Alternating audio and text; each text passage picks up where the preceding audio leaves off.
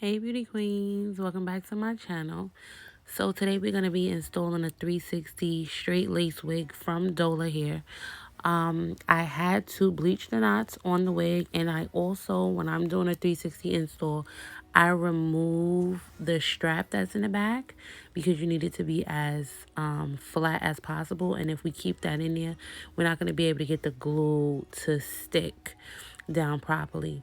So now I'm just fitting the wig to her head. I'm cutting her ears out. I always do the front first and then do the back. You do have to bleach the knots. The wig does not come bleached, but it does come pre-plucked. Plucking is your discretion. It really depends on the person. I kind of like how it is. Like me, I don't do too heavy with the plucking because I really do like, sometimes how it looks, as long as it's not like a real hard line that you can see. This one was pretty okay. So yeah, so like I said, I'm cutting out her ears so that we can begin fitting the wig to her head.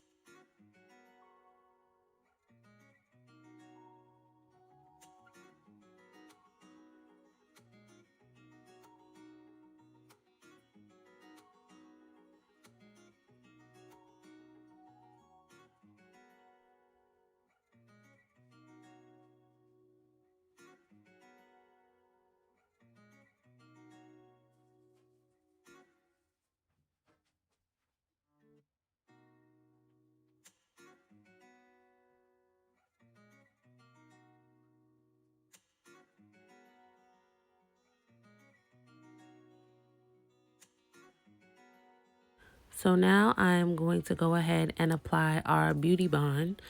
I like to get the front on first because it allows you to customize the back better. When the front is on securely, then you can pull the wig down because you might have more lace that's in the back and you need to get rid of that. That comes into the hairline. So once you get the front on first, it would allow you to put the tension so that you can make sure the wig fits perfectly, because everybody's head size is different and everybody's hairline is different, but you want it to mimic the hairline as much as possible.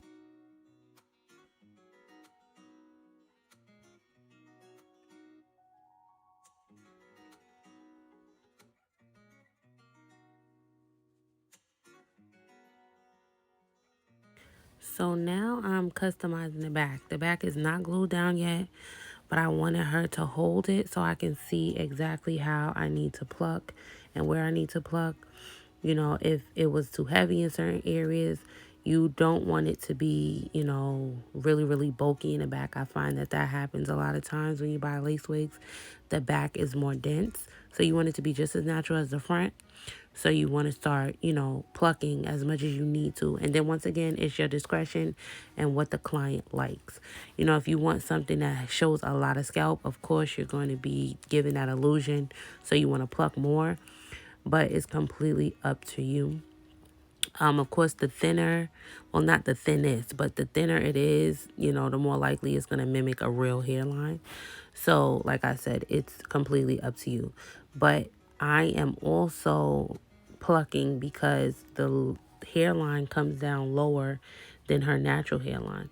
So I want to get rid of some of the excess lace and some of the excess hair so that I can have it perfectly once it's time to glue it down.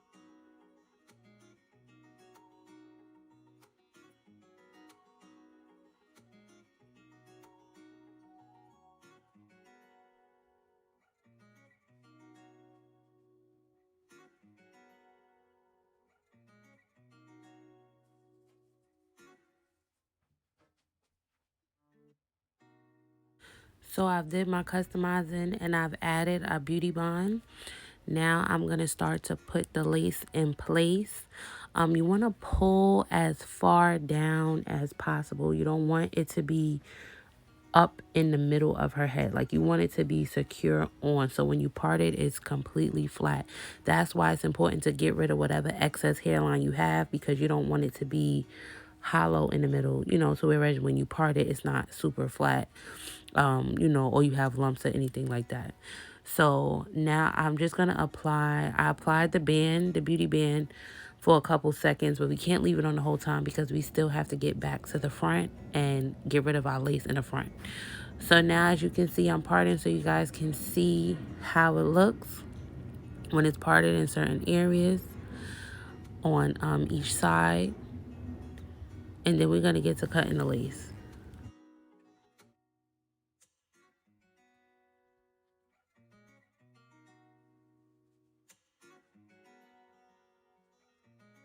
So most importantly, even when you're not doing lace, I feel like, your best advice would be to always have control of the hair.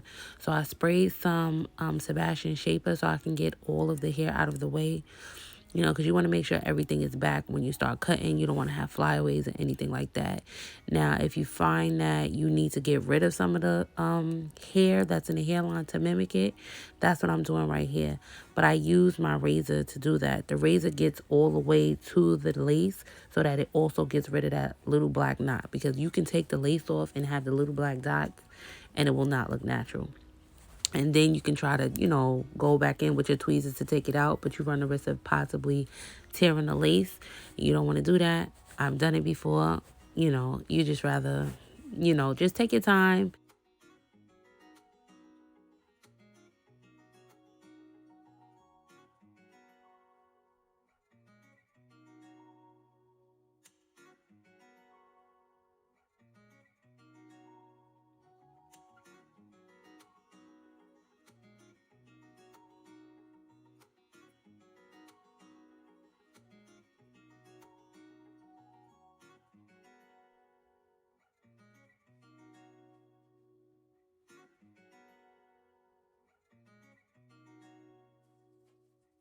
So this is what the front hairline looks like after we cut the lace off. It looks really, really good. It's not completely dry yet, but we don't want to pull too much, but it will definitely dry. And our parting, it is a 360 wig, so the part is not going to go, if you wanted to do braids or something in this wig, there are tracks in the very middle of the wig because it is a 360. It's not a full lace. So if you wanted a full lace, that's what you would purchase so that you can do, all of those like two ponytails, braids, all of that stuff. But this wig was very versatile. Now I'm going to give you guys a look at the back after we've cut the lace off. You can do the same thing with the back. You can put it up in a high ponytail. You don't have to worry about it being lumpy as long as you do your install correctly and it is completely flat. Do not forget that. But removing the strap is also crucial to having a flat and a seamless install. But the parting, we got pretty good parting, a pretty decent amount of inches up as well. So, it was pretty good. The wig is 20 inches. So even with a ponytail, you get a little bit of length. You can do a nice little bun.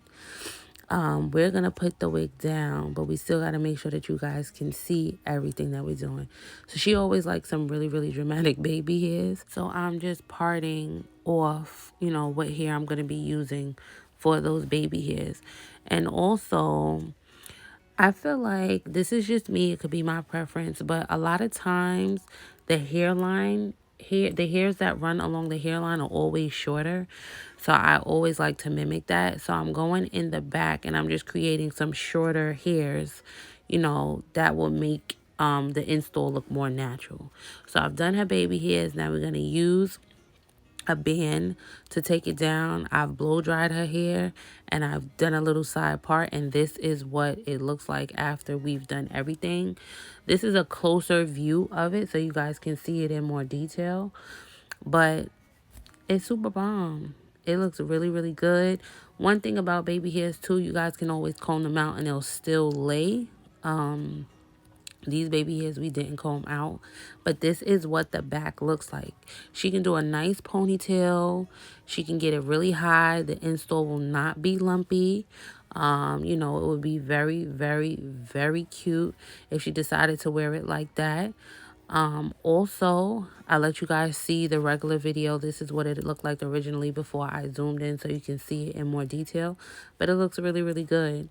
This is a wig, 360 wig from DOLA Hair. I will leave all the details in the description box as you know. And we'll be back.